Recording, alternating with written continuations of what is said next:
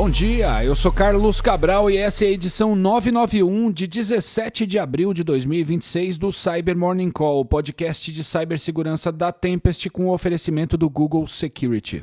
Ontem a Microsoft publicou uma análise detalhada de uma campanha de intrusão contra usuários de macOS atribuída ao ator estatal norte-coreano Safir Slit, também conhecido como APT38, UNC 1069 e Blue Noroth. O grupo opera com motivação financeira pelo menos desde 2020, com foco em profissionais do mercado financeiro, de criptoativos e do setor de capital de risco. O vetor de acesso inicial é essencialmente engenharia social. Os adversários criam perfis falsos de recrutadores em plataformas como LinkedIn e abordam profissionais de finanças com oportunidades de emprego falsas e, em seguida, convencem as vítimas a participarem de uma suposta entrevista técnica. Durante essa ocasião, as vítimas são instruídas a baixar um arquivo chamado Zoom SDK-update.scpt, que é um script compilado em AppleScript, o qual se apresenta como uma atualização legítima do Zoom. A engenharia do arquivo contém um bloco de comentários com instruções para atualização de modo a parecer legítima e insere milhares de linhas em branco para empurrar o código malicioso para fora da área visível do editor, de modo que a vítima simplesmente não vê o que está lá. Ao abrir o arquivo, macOS executa o AppleScript e a partir daí o ataque se desdobra em uma cadeia de múltiplos estágios. Cada estágio dessa cadeia busca executar um novo payload via seu URL, o utilitário de linha de comando presente em todo o sistema Unix para fazer requisições a servidores. Cada chamada usa uma string diferente de identificação de agente para funcionar como um identificador de campanha e cada payload executa uma função específica: orquestrar o ataque, instalar backdoors, fazer o reconhecimento do ambiente, registrar a máquina na infraestrutura de comando e controle do grupo e contornar proteções de privacidade do macOS, burlando o mecanismo chamado TCC, que controla o acesso dos aplicativos à câmera, microfone e arquivos. Na etapa final, o grupo implanta um aplicativo malicioso chamado systemupdate.app, que exibe uma janela de senha idêntica à do sistema operacional, pedindo que o usuário insira sua senha para supostamente completar a atualização do software.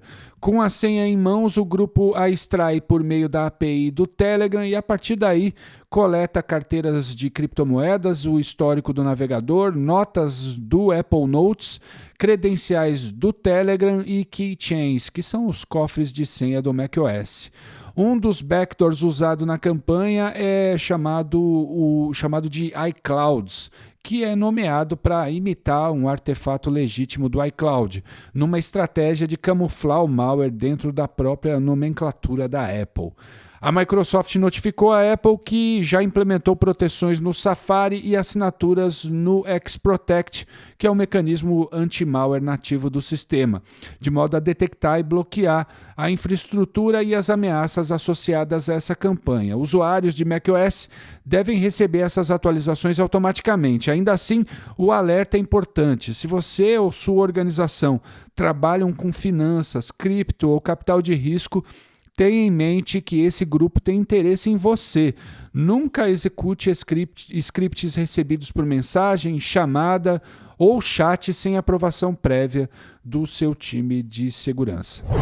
E a Cisco Talos divulgou uma análise de uma botnet até então desconhecida que os pesquisadores chamaram de PalmMix, ativa pelo menos desde dezembro do ano passado e direcionada a trabalhadores tchecos. O acesso inicial se dá por meio de documentos de isca entregues via phishing, arquivos que se passam por documentos de conformidade relacionados à lei local de proteção de dados. Ao abrir o arquivo, um atalho do Windows, um arquivo do tipo LNK, aciona o loader em PowerShell que extrai e executa o PalmMix diretamente em memória. O PalmMix é uma botnet projetada para o acesso remoto, reconhecimento e execução de código remoto. O que a torna tecnicamente notável é sua estratégia de comunicação com o servidor de comando e controle. Ao invés de manter uma conexão persistente, que seria mais facilmente detectável, ela varia os intervalos de contato de forma aleatória entre aproximadamente 18 minutos e 24 minutos, usando o comando getRandom do próprio PowerShell para fazer isso. Além disso, ela embute os dados de comunicação diretamente nas URLs, imitando o padrão de chamadas de API web legítimas. A Cisco Talos observou similaridades táticas entre a Palmix e uma campanha anterior chamada Zipline, incluindo o uso da plataforma Heroku para a hospedagem da infraestrutura de comando e controle. E a Proofpoint publicou um relatório de acompanhamento sobre um ator que a empresa vem monitorando há meses. O grupo é especializado no roubo de carga por meio do comprometimento de sistemas de transportadoras. A gente já tinha visto a Proofpoint documentar isso em novembro do ano passado, quando o enfoque do estudo era o acesso inicial. Se quiser mais contexto sobre isso, volta lá no episódio 899. Dessa vez, os pesquisadores puderam observar o que o ator fez depois que entrou nos ambientes. E a resposta é bastante detalhada, porque eles executaram o payload em um ambiente ISCA controlado pela empresa Deception Pro e monitoraram o invasor por mais de um mês. O acesso inicial se dá quando o ator compromete plataformas de carga.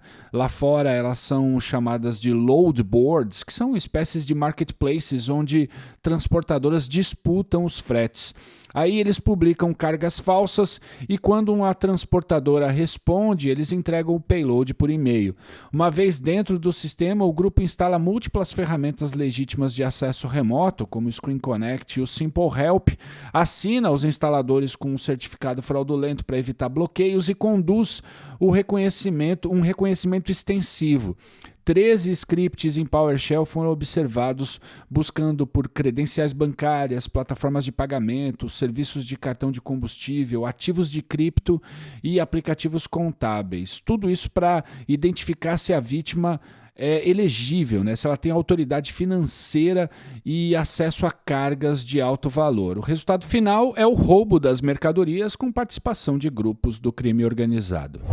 E a BitSight publicou uma análise aprofundada da infraestrutura da botnet RondoDocs, ativa desde maio do ano passado e originalmente derivada do código da Mirai. O que chama atenção é a escala. Entre maio de 2025 e fevereiro agora, os operadores exploraram 174 vulnerabilidades diferentes em aplicações expostas à internet, chegando a 15 mil tentativas de exploração por dia no pico. Além de ser projetada para executar ataques de DDoS, a botnet também instala o XMRig, que é um minerador de criptomoedas, nos dispositivos comprometidos, gerando renda paralela para os operadores. Em janeiro, os operadores mudaram de estratégia. Eles pararam de usar dezenas de vulnerabilidades e passaram a focar apenas em 2 falhas críticas, priorizando qualidade sobre o volume. Em alguns casos, a adoção de novas vulnerabilidades aconteceu antes mesmo da publicação formal do CVE, o que indica que os operadores acompanham ativamente os blogs de pesquisa e os repositórios de prova de conceito.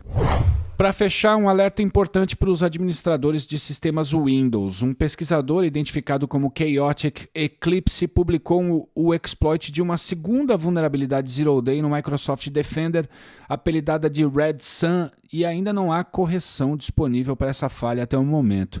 A vulnerabilidade explora uma falha de lógica curiosa no próprio antivírus. Quando o Defender detecta um arquivo marcado com uma tag de nuvem, um atributo usado pelo Windows para indicar que o arquivo é um conteúdo sincronizado com um serviço de armazenamento em nuvem, ele simplesmente reescreve esse arquivo no local original, sem validar adequadamente para onde o caminho de gravação realmente aponta, afirmou o pesquisador a Blipping Computer. O exploit abusa exatamente disso. Ele induz o Defender a sobrescrever um arquivo crítico do sistema operacional com um payload malicioso.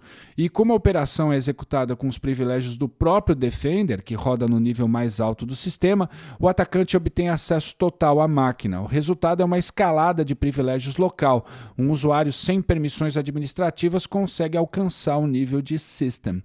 Vale lembrar que o mesmo pesquisador publicou outro Zero Day no Defender 2 semanas atrás, uma falha apelidada de Blue Hammer, catalogada como CVE 2026 33825, e ela foi catalogada posteriormente. E a Red Sun é uma vulnerabilidade distinta e ainda sem CVE próprio. A Microsoft ainda não se pronunciou sobre ela. O pesquisador afirma ter publicado os 2 exploits em protesto pela forma como a Microsoft trata os pesquisadores que reportam vulnerabilidades ao MSRC, que é o Centro de Resposta de Segurança da empresa. Enquanto o patch não chega, equipes de segurança devem monitorar atividades anômalas de escrita de arquivos pelo Defender e estar atentas a qualquer comunicado oficial da Microsoft. É isso. Obrigado por ouvirem o Cyber Morning Call e tenham um bom dia. Você ouviu o Cyber Morning Call, o podcast de cibersegurança da Tempest. Nos siga em seu tocador de podcast para ter acesso a um novo episódio a cada dia. E para saber mais sobre a Tempest, nos siga no Instagram, Twitter e LinkedIn ou acesse www.tempest.com.br.